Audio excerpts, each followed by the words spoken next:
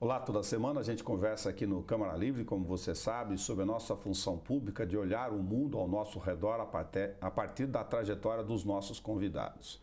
Hoje a gente quer refletir com você quais são os seus obstáculos, no sentido mais amplo e não simbólico de vida, e como você lida com eles ao longo do dia a dia. E como essa vida urbana da cidade, com todos os seus desafios e suas deficiências, nos faz gerar oportunidades de ir e vir e viver em comunidade. Ariane Queiroz Sá, muito obrigado por vir conversar com a gente aqui no Câmara Livre. Eu que agradeço, muito legal. Você é bauruense, nasceu e contava pra gente que nunca saiu daqui. Que bairro você viveu a sua infância ali, até a primeira infância, a pré-adolescência? Eu nasci na Vila Cardia, na Marcondes Salgado, ali próximo ao shopping, né? Onde é o Boulevard? Moramos ali até os meus 5 anos, aí mudamos para Bela Vista, ali na Rua Alto Jurá, quadra 6. Ali eu morei dos meus 5 até os meus 16 anos. Aí depois disso mudamos um pouco mais para cima, perto do Moraes Pacheco. Legal. E hoje eu moro lá no Jardim Progresso. Legal. Para quem não sabe, é muito próximo de onde a Ariane nasceu e viveu os seus primeiros anos de vida, chamada primeira infância, né? Onde é o Boulevard hoje, para lembrar a memória das pessoas, tinha um campo da Antártica ali. Eu joguei bola ali. É verdade. Era um grande espaço ali. Qual a sua memória afetiva de infância? Pode ser qualquer uma idade dos primeiros anos até a pré-adolescência. Todos temos um objeto, uma passagem, algo que marcou a gente. Eu lembro que na minha casa tinha uma parreira gigante de uvas roxas, sabe? Bem diferente pelo nosso clima aqui. Mas ela dava umas uvas deliciosas todo final de ano. Então, o nosso Natal era sempre marcado com as uvas dessa parreira.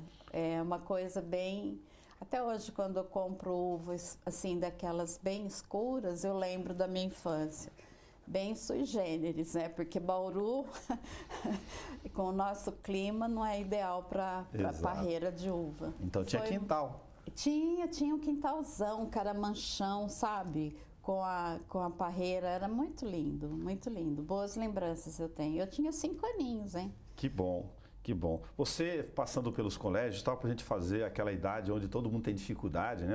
Enfrenta os desafios de eu quero ver o que serei, o que vou fazer das minhas virtudes e vocações para cuidar da vida. Você terminou no colégio do Liceu, já tem aquele colégio de formação para contabilidade, Isso, aproveitou? Eu fiz contabilidade, fiz o técnico, trabalhei com contabilidade. Aí depois fui trabalhar no IPEM, no Instituto de Pesos e Medidas, né? E trabalhei lá com uma coisa totalmente diferente, trabalhei na parte de informática, foi muito legal também, foi um aprendizado.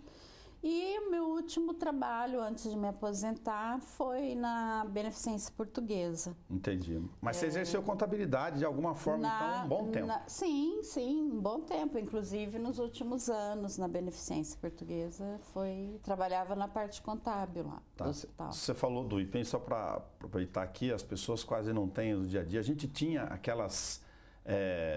chamar de vistorias, fiscalizações periódicas que trabalhava a questão, lógico, de pesos, né, quantidades e medidas. Naquele tempo, eu achava isso sensacional, a gente ter isso aqui em Bauru de forma sistemática. Não, mas era assim, era bem interessante, porque como eu fazia parte de informática, a digitação de todos os laudos, de tudo passava por mim.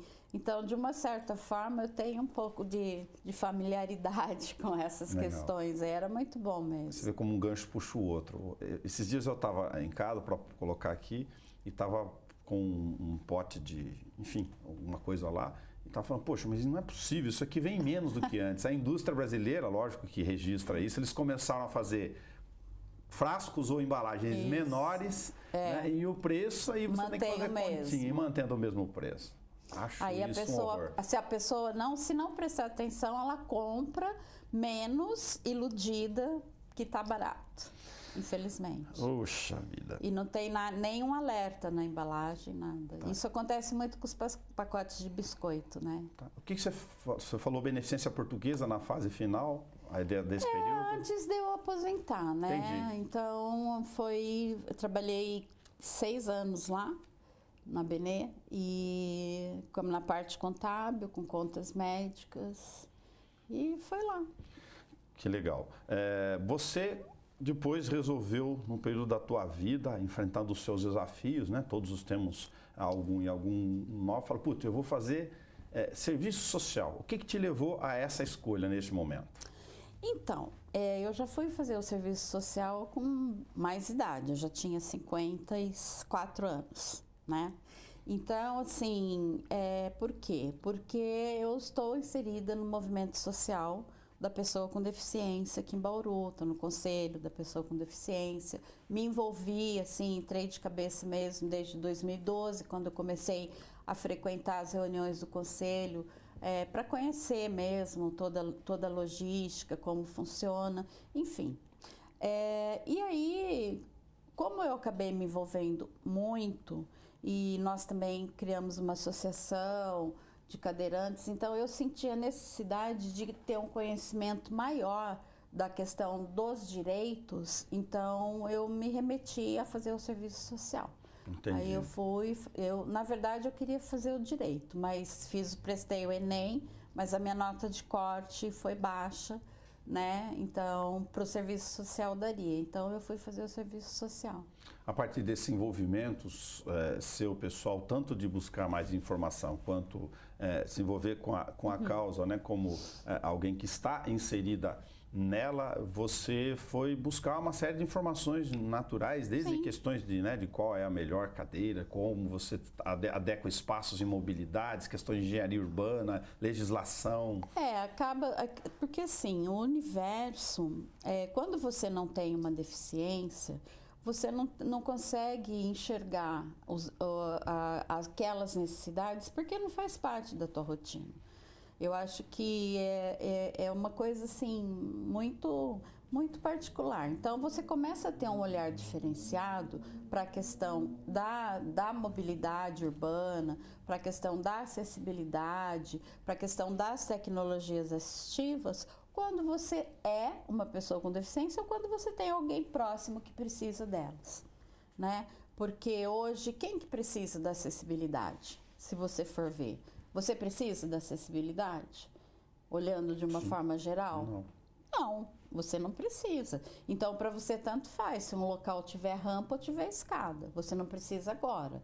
Mas daqui uns 30 anos você vai precisar. Exato. Entendeu? Então, essa ideia de que a acessibilidade ela é só para o cadeirante, é só para a pessoa com deficiência, isso daí é uma ideia arcaica. Sim. Todos nós precisamos de acessibilidade em algum momento da nossa vida. Ou seja, por uma deficiência temporária, porque você quebrou a perna, torceu o pé, ou porque você já está com uma certa idade e não consegue, vai perdendo naturalmente os movimentos, ou porque você sofreu um acidente ou alguma complicação, como foi o meu caso, que me remeteu a uma cadeira de rodas. Uma resposta mais adequada, inclusive do ponto de vista do que a gente considera como empatia. Neste momento eu não vejo você não está necessitando de alguma relação de política social relacionada a isso. Ou política pública. Exatamente. Agora, você tocou num ponto importantíssimo. Além da questão do público, do segmento e das várias formas, né, de atender a questão auditiva, a questão visual, né, a questão de movimentos na geração de políticas públicas e da chamada engenharia urbana, vamos dizer assim, a cidade onde a gente vive, nós somos reconhecidamente um país agora que entra, como outros europeus já entraram nessa fase, já conviveram com isso, de ser mais idoso, ter mais jovens, né, menos jovens do que idosos na formação etária. Isso faz com que a gente tenha que, então, se não acordamos ainda, se anteciparmos a esse movimento. Exatamente, com certeza. Isso daí, a necessidade, quando ela bate a porta, a gente acaba arrumando a solução. E é bem por aí, entendeu? E eu enxergo, assim, a nossa cidade, como bauruense que eu sou, nata, Bauru ainda assim não é uma das piores cidades a nível de falta de acessibilidade, né? Mas ainda deixa a desejar. Precisamos melhorar em muita coisa mesmo. E não é só aquela rampa da esquina, não, né? Não, é uma acessibilidade. ação em volume maior. Tá, quando a gente fala na palavra acessibilidade, ela nos remete às rampas de acesso. Mas acessibilidade não é só rampa de acesso. Acessibilidade é uma central de libras que nós não temos no atendimento público, né? É um sinal sonoro para o surdo, né? É a vivência da sociedade como um todo e incluir as crianças e adultos com autismo, por exemplo, sabe? Hoje a gente fala muito de autismo porque está tendo muita incidência, né? Crianças que nascem com autismo. Mas, assim, nós que temos mais experiência de vida, nós conhecemos pessoas que não tiveram o diagnóstico fechado e que sofreram muito por conta disso, né? Pela falta de não ter políticas públicas voltadas para isso. Então, agora que se fala muito do autismo, agora que se fala muito da hidrocefalia, né, da paralisia cerebral, né? Então, isso é um assunto atual, mas é uma coisa que há 10 anos atrás, vamos dizer, era uma coisa que não era evidenciada. Isso. Bem como a própria inclusão da pessoa com deficiência não era. Que nem a lei trabalhista, né, da lei de cotas para a pessoa com deficiência no mercado de trabalho. Ela foi criada em 1991. E ela só saiu do papel no ano 2000. Ela só foi regulamentada no ano 2000. A Constituição é jovem, né, de 88. Entendeu? Então, 10 anos para efetivar uma lei tão importante, né? A dificuldade motora, se ela aparece no período educacional, eu digo, tem um grande contingente também, né, com esses segmentos de áreas que você mencionou, da tua experiência já do engajamento com os movimentos sociais. A educação, que é um grande centro natural, tem mais de 90 unidades no município, né, só considerando o ensino municipal aqui infantil, se considerar estado, sim, aí o colégio tem outras dezenas de escolas. Ela consegue atender a essas várias vertentes? Olha, falando como conselho, tá? Tá. E como depois eu vou dar minha visão enquanto pessoa. As instituições municipais de ensino, elas contemplam, elas estão bem, assim, preparadas, né, para estar recebendo. Mas eu acho que os profissionais, eu acho que, na minha opinião, quanto a Ariane, eu acho que eles precisam ter eu não diria um preparo maior, mas uma vivência maior, entendeu? Não falo de banco de escola, eu falo de vivência, de experiência, de profissional com as pessoas com deficiência. Porque a gente ainda encontra alguns problemas, né? Em relação ao ensino. Bom, ao Estado eu nem vou comentar, porque realmente deixa muitíssimo a desejar.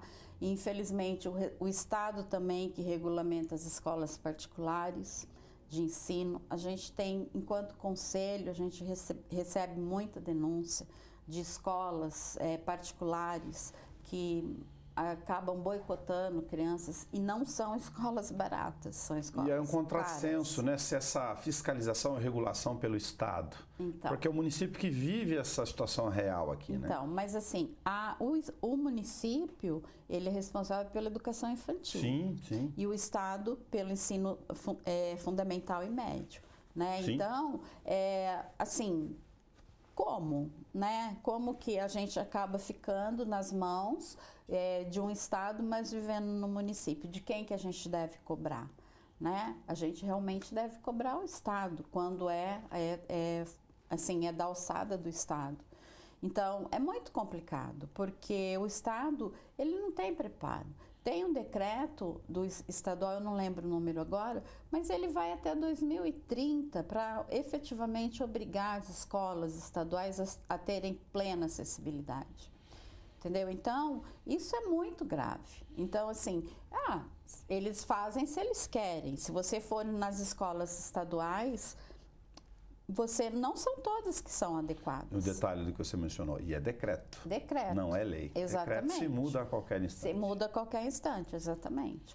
Então, a gente precisa de alguém realmente lá no Estado, né, como chefe de Estado, que tenha essa vontade de fazer.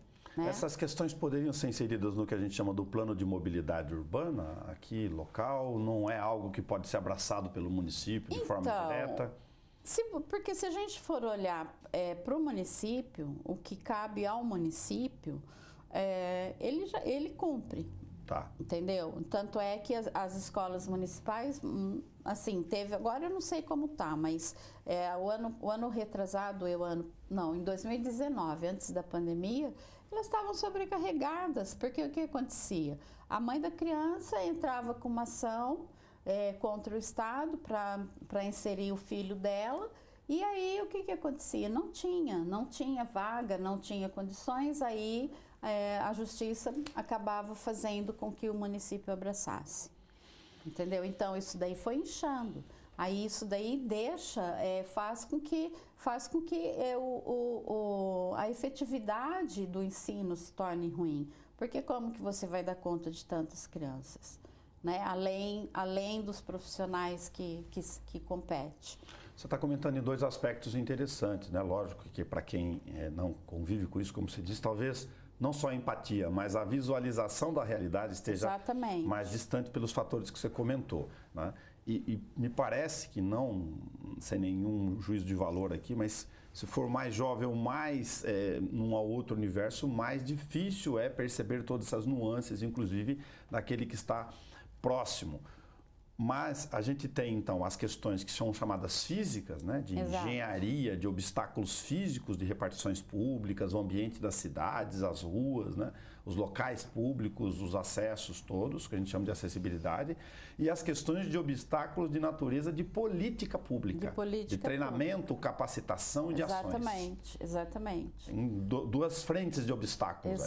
Exatamente. Então, assim, que nem, por exemplo, nas escolas estaduais, para você ter para a família conseguir um cuidador ou um professor auxiliar, vai ter que entrar na justiça e às vezes nem consegue, entendeu? Então isso é muito grave, sabe? Agora, você falou muito triste isso. Numa audiência pública uma questão importantíssima de registrar aqui, né, até como um documento tal, para ver se nas gerações ou rapidamente nos próximos anos o poder público vai se apercebendo dessas coisas em todas as suas instâncias. A ausência de senso em relação às várias modalidades de deficiência ou segmentos. Isso é uma luta, assim, gigante. Inclusive, isso tem previsão na lei do Conselho, né? E ela nunca foi feita. Então, assim, isso daí eu já tentei, desde que eu participo do Conselho, a gente já colocou para vários gestores, né, que passaram, e a gente não consegue alavancar isso, não consegue, porque o Conselho, como você bem sabe, como as pessoas que estão nos ouvindo também devem saber, ele é limitado, ele não tem o poder de caneta. Ele vai, ele aconselha, ele fiscaliza, ele orienta, só que até ali. Sim, dali para frente, quem tem que assumir é quem tem o poder da caneta, né? E muitas vezes essa questão do censo não é prioridade, né? E aí, como que acontecem as políticas públicas? Elas não acontecem na sua sequência. Acontece assim, vamos apagar esse incêndio, vamos supor, acontece um caso do transporte público, um exemplo, né? Porque os ônibus não eram adaptados, agora são e tal e tal. Então, assim, como que essas pessoas se locomoviam na época, até que houve todo esse consenso a lei federal. Bauru foi a primeira cidade do Brasil a ter os 100% da frota adaptada, né? Só que, e a efetividade disso? entendeu? Eu sou uma usuária do transporte público, sofro muito, sabe? Tem melhorado, porque a gente pega no pé, né? Então, tipo, acontece alguma coisa comigo, vou embarcar, a plataforma não funciona, o erro da maioria das pessoas que utilizam o transporte público é virar as costas e falar, eu espero o próximo. Não ligam para reclamar, não fazem a sua parte. Se a gente não fizer a nossa parte, a mudança não vai acontecer. Sim. Isso é notório em qualquer nuance da nossa vida, né? Então, assim, voltando lá, essa questão das políticas públicas, se a gente tivesse um censo, nós iríamos saber onde moram. Vamos supor, fizemos o censo, o Bela Vista é o bairro que tem maior incidência de pessoas com deficiência física, motora. Tá, então o que nós vamos fazer? Então vamos priorizar aquele bairro para ele ser pleno em acessibilidade física. Políticas públicas segmentadas de acordo Exatamente, com a necessidade. A geografia. Exatamente. Das Aí seria uma coisa bacana. Não que a acessibilidade deve estar só onde as pessoas moram, não é isso. Mas a prioridade né? Que nem, por exemplo, Bauru, ele é pleno, assim, no centro de acessibilidade. No quadrilátero que a gente entende, que vai da quadra 8 do Teatro Municipal até a Praça Machado de Melo, entre Ezequiel Ramos e até a Rua Bandeirantes. O que você passa disso, você não encontra rampas de acesso nas esquinas. A única rota acessível que nós temos, assim, plena, que vai da Rodrigues Alves até o Hospital de Base, é a Rua Monsenhor Claro. Aí nós temos também a Duque de Caxias, que é inteirinha, adaptada, todas, desde a quadra 1 até o Cruzeiro lá, né, a Praça do Cruzeiro do Sul. Então, assim, mas essas prerrogativas, elas não aconteceram por planejamento de mobilidade urbana. Elas aconteceram por imposição do Ministério Público. Criação de rotas acessíveis. E aí tem a própria geografia das cidades, para saber onde estão localizados, né? Pelas pessoas saberem o óbvio aqui, se você mora nas alamedas do Parque Vista Alegre e da Bela Vista, você tem uma condição já física para as pessoas que não têm dificuldade de locomoção já difíceis. Exatamente. Então, assim, seria muito mais, seria assim, equacionar a cidade para se os gestores soubessem onde moram as pessoas com deficiência, onde elas estão, entendeu? Seria muito mais fácil para melhorar essa condição da própria inclusão em todas as suas vertentes, seja no mercado de trabalho, seja na questão escolar, na questão de lazer também, na questão do transporte público, entendeu? Hoje, por exemplo, hoje a gente olha, existem vamos sair do centro da cidade, vamos pegar aí os bairros já. O centro tem as rampas de acesso, beleza. Aí você chega no bairro, eu mesma, eu moro distante do centro. Então, para eu conseguir acessar a calçada onde tem o ponto de ônibus para eu embarcar, eu uso uma rampa de acesso que é de garagem.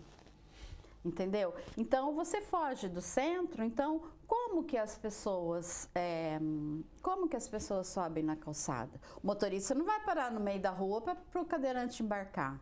Quando eu falo isso, eu estou falando do cadeirante, que exige a função do motorista estar indo lá, abaixar a plataforma e tal, entendeu? Então, é complexo, né? Então, assim, como? A gente precisa repensar. Os nossos gestores precisam repensar essa questão da mobilidade urbana. O Conselho Municipal da Cidade, o Conselho da Mobilidade, sabe? O Conselho da Pessoa com Deficiência tem que se unir. O Conselho do Município. O Conselho da Cidade, sim. Exatamente. Entendeu? Agora, quando você estava falando de censo aqui, eu imagino que as pessoas possam ter se perguntado uma questão que está na mão, enfim, agora já está em andamento, mas já para explicar o raciocínio, mas está tendo nesse momento, atrasado ou não, o censo do IBGE, né, que teve que determinar pelo Supremo, porque a Presidente da República não quis fazer agora em 2022. Ok, mas ele é por amostragem, né? Por amostragem. Agora, o dado das deficiências em si deveria ter sido obrigatório de incluir no relatório. Exatamente. Que nem eu mesmo, o recenseador passou na minha casa, eu não respondi o censo completo. Então, eu não fui contada como pessoa com deficiência no censo do governo federal. Que falha, entendeu? Porque deveria ser natural, espontâneo. Deveria ser natural, automaticamente. Com os recenseadores, é uma oportunidade única de atualizar isso. Exatamente. E isso é uma coisa... Aí eu até questionei o entrevistador lá em 2010, que eu já estava, né? Assim, eu estava em tratamento ainda da minha infecção. E como agora? Eu questionei, eu falei, mas e aí, né? Eu não vou ser contada. Você não vai pôr nenhuma observação, nada. Ele falou, mas não tem como, ainda mais que dessa vez as perguntas foram respondidas eletronicamente, por meio de um celular e tal, né? E não tinha papel. Eu fiz questão que a recenseadora fosse em casa, para poder conversar com ela e, lógico, como jornalista curioso, entender quais eram as questões. Então, e aí, você mesmo, você teve uma visão, né? Sim. Então, cara, é muito complexo. Como o Brasil, de uma maneira geral, está muito aquém da inclusão, sabe? Embora ele seja signatário, né, da lei internacional, que inclui a pessoa com deficiência. O Brasil é signatário. Então, aí é comentar isso. A gente usa muito a expressão jurídica lá, o Brasil é signatário, é moderno, é avançado em várias observações de assimilar legislações ou procedimentos, protocolos internacionais. Mas só assinar não adianta, né? Mas não aplica. Entendeu? Então, assim, e eu penso, sabe, que Bauru, ele tem toda a condição de se tornar uma cidade exemplar em acessibilidade. Embora nossa geografia, ela não seja muito favorável, porque se você for ver, o nosso centro, ele fica num buraco. Sim. Certo? Sim. Então, assim, mas adequar os espaços... da melhor maneira possível e de preferência ouvindo quem vai usar, entendeu? Outro erro que existe nas administrações, não só essa, em todas. Sim. Eles, tipo assim, primeiro eles fazem da maneira que eles acham que está certo, nem tudo que está na NBR é o ideal, entendeu? O ideal é que tenha acessibilidade, não precisa estar ali dentro das normas, tudo certinho, quadradinho. Tem lugar em Bauru que não tem condições de pôr uma rampa de acesso dentro das normas da BNT. Eu prefiro uma rampa de acesso que me dê a oportunidade de circular pela cidade do que ter uma rampa dentro das normas e eu não conseguir. Agora temos outras... Ou não ter a rampa porque não tem condições de colocar dentro da norma. A gente está tratando de obstáculos aqui, lógico, não só como uma palavra simbólica, um substantivo em várias frentes, mas tem outros que estão aqui paralelos e que nem sempre são observados em relação à questão dessas políticas públicas relacionadas à deficiência. E eu talvez cite aqui, e por favor me corrija se estiver errado, uma delas é a questão da lei das calçadas. A gente tem uma legislação nova de 2019. Nova. Mas você que nos acompanha sabe, tem lugares que as pessoas que não têm nenhuma dificuldade de locomoção têm dificuldade, viam desvios. Não é só mato alto, não é um absurdo. E aí você tem a lei da calçada aí no executo, que é a obrigação de cada um. Então a sociedade também está colaborando para agravar esse problema. Na verdade, Nelson, as pessoas, elas fazem a calçada não pensando em quem vai usar. Porque o próprio morador não vai usar a calçada. Ele vai, quem vai usar a calçada é os transeuntes. Entendeu? Então, assim, o que ele faz com a calçada dele? Eu quero ter a facilidade de entrar na minha garagem. Então eu vou precisar rebaixar ou vou precisar aterrar o espaço para fazer uma inclinação de acordo? Imagina que ele vai gastar além do que ele já está gastando com a reforma da casa dele. Imagina, não vai fazer. Então ele faz da melhor maneira que seja bom para ele. para a entrada do carro dele. Aí a gente esbarra em rampas que ficam assim, que impossível. Nossa, tem de lugares de declividade e diferenças assim gigantescas. Exatamente. Então, assim, não dá. Que nem, aí tem morador que às vezes não se dá com o vizinho do lado de baixo, coloca aquelas muretinhas para água que ele está lavando o quintal, não passar para a calçada do vizinho, para não dar briga e tal. Aquilo lá para gente que usa cadeira de roda, para mãe que usa carrinho de bebê, para pessoa que usa bengala ou muleta, aquilo lá é suicídio, sabe? É horrível. E aí tem a outra turma que também não é pouco, que é aqueles que nem têm a calçada. É aí que eu incluo o poder público de novo, como conivente que não tem capacidade ou não fiscaliza. Exatamente. Bom, infelizmente a nossa CEPLAN, ela está defasada na questão de funcionários, né? Não tem fiscalização, sabe? Eles não têm pessoas para fiscalizar. Com seu engajamento no conselho, você tem as demandas que aí tem que escolher prioridade, né? Até como uma estratégia de ação, que estão mais prementes, aí conversa com o Ministério Público, tem tido abertura com isso?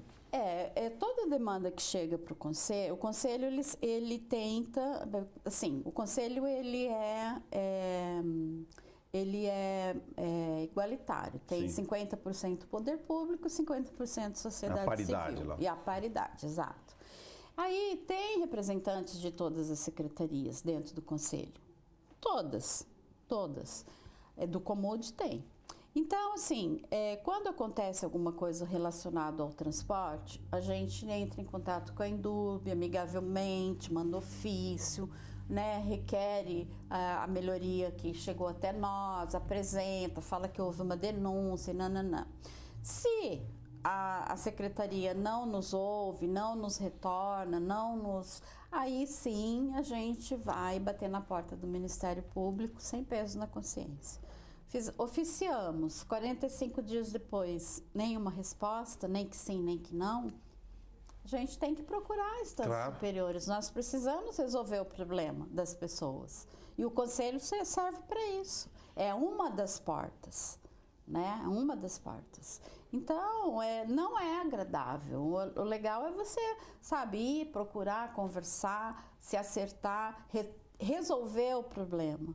Eu acho péssimo quando a gente tem que ir para o Ministério Público. Fica uma situação extremamente pesada para todos os lados.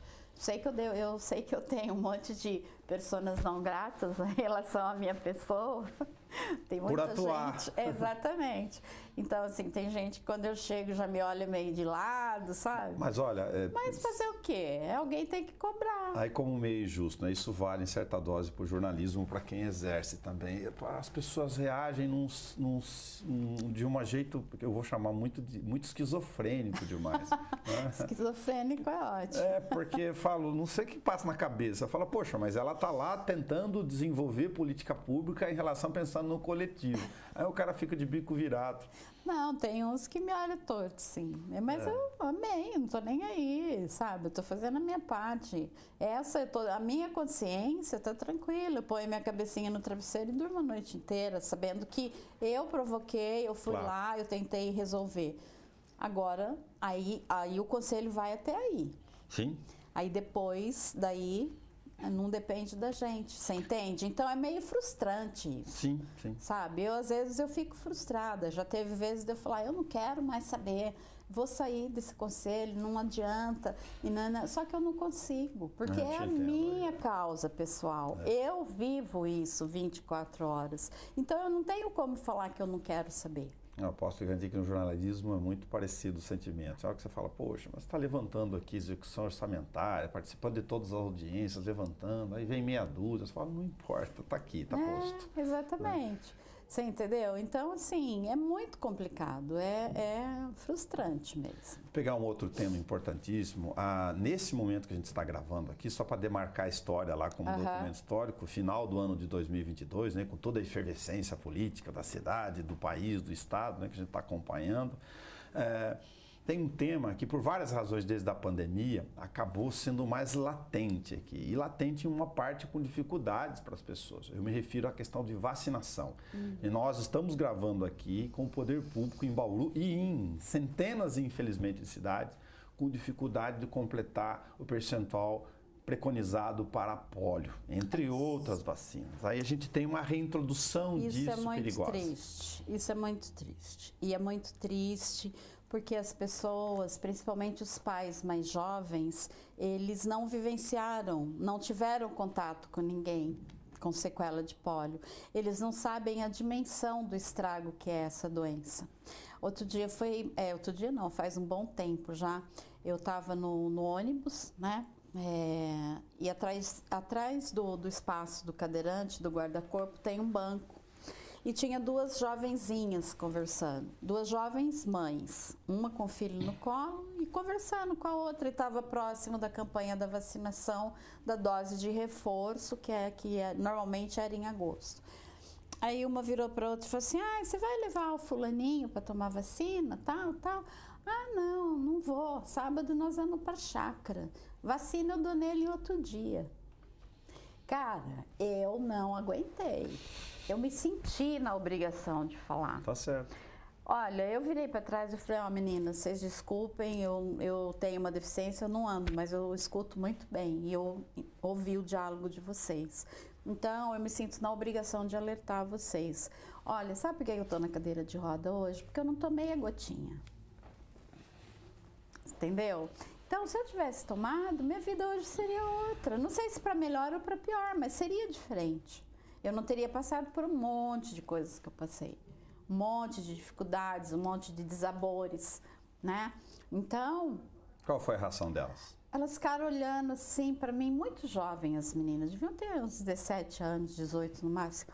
Uma olhou para a outra assim e tal. Falou: não, então. Mas é que a gente tem um compromisso. Eu falei: então, vai dar a vacina primeiro, depois você vai para sua chácara curtir. Entendeu? Até para o teu filho, né? Desculpa ser dureza, mas poder ir brincar e andar depois. Nossa, né? Cara, eu fiquei assim, indignada, sabe? Mas só olha o nível de desinformação. E você falou de uma questão importantíssima, a necessidade das políticas públicas persistirem e serem permanentes. Exatamente. Porque não convivem com essa realidade, teve um avanço da sociedade, aí as novas gerações, parte delas, né? Outras aí estão fazendo campanha contra a vacina mesmo. Exato. Baseado uma loucura, né? Uma loucura cognitiva aí que não é explicável. Uma loucura.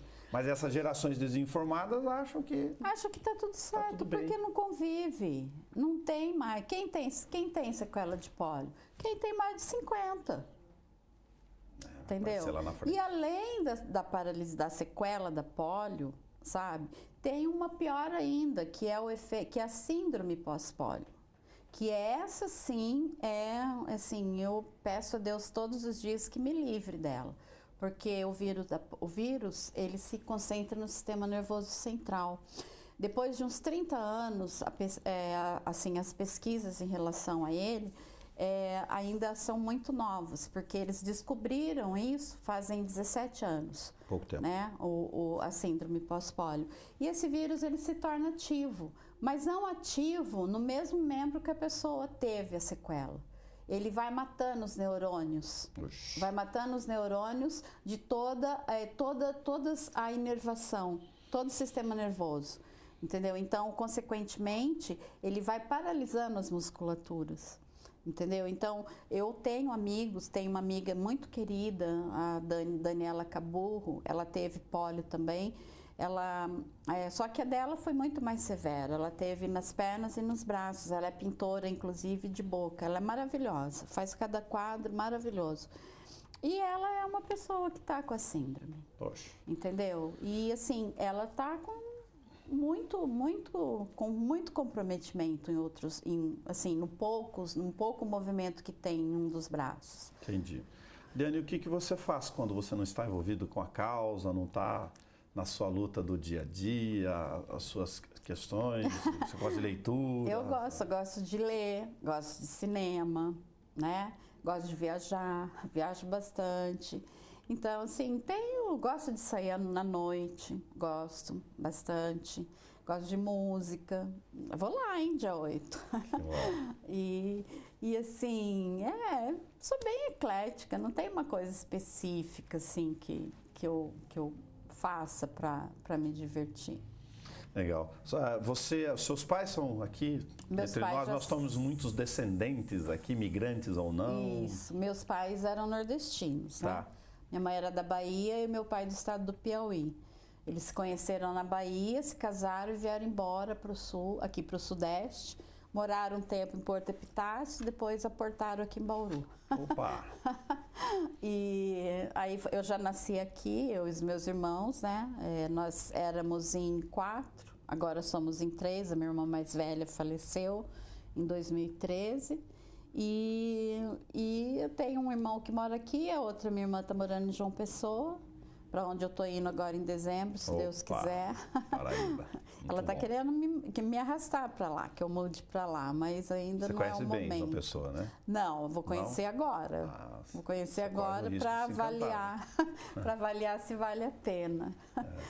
É que assim, a gente quando nós temos uma deficiência, a gente precisa analisar muito a mudança. Sim, sim. Né? Que nem aqui eu estou super ambientada, bem, com pouca acessibilidade que nós temos, eu me viro super bem, né?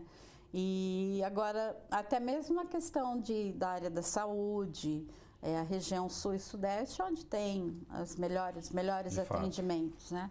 Então, tudo isso daí eu tenho que levar em consideração se vale a pena. Porque eu sei que de Minas para cima, concessão de tecnologia assistiva, no caso de cadeira de rodas para mim, sim. No meu caso, para lá já é mais difícil. Então, a gente tem que analisar bem, né? Se vale a pena. Legal. Ariane Queiroz Sá, muito obrigado por ter vindo aqui, recortar um pouco dessa realidade. Eu vi como o tempo voa e a gente vai se encontrar, lógico, naturalmente, nessa função pública, várias outras vezes. Será um prazer conversar com você. Eu que agradeço. Foi uma oportunidade muito legal. Agradeço mesmo. A gente conversou no Câmara Livre com a Ariane Queiroz Sá. Lembra da parreira do quintal, para quem teve esse prazer, né, de ter os quintais, como diria Belchior, e o sabor ali do caramanchão, né, que forma aqueles gradis para a parreira ir se ajustando no tempo. Lindo. Aí no Natal, uma boa fruta na mesa. Exatamente. Até o nosso próximo encontro.